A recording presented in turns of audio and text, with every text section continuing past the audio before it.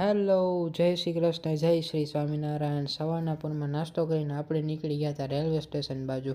અને મુંબઈ આવ્યો એટલે લોકલની મજા તો માણવી જ જોઈ. રહી ગયા હતા આવી રીતના બધા ઊભા, અને ફાઇનલી આપણે રેલવે સ્ટેશનની બહાર આવી ગયા હતા. અને બધા રહી ગયા હતા શરબત અને સોડા પીવા માટે. તો આપણે શરમાયા વગર એક ગ્લાસ એને ખટકાયરો.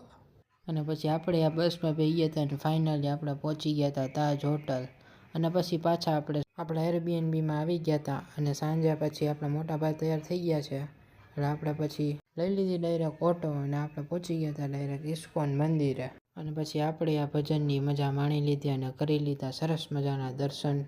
અને બારે અહીંયા સરસ મજાના 108 દીવાઓ પ્રગટાવેલા હતા. અહીંયાથી પછી આપણે પહોંચી ગયા હતા જુહુ બીચ. અને અહીંની ખરાબ બાબત કહીને તો અહીંયા સૌથી વધારે ગંદકી હતી. અને પછી અહીંયા જો મસ્ત બધા લાઈનમાં કટક બટક કરવા માટે ઊભા રહી ગયા હતા.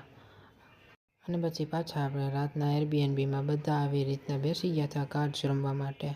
તો બસ તો આજના બ્લોગમાં આટલું જ હતું. Bye bye.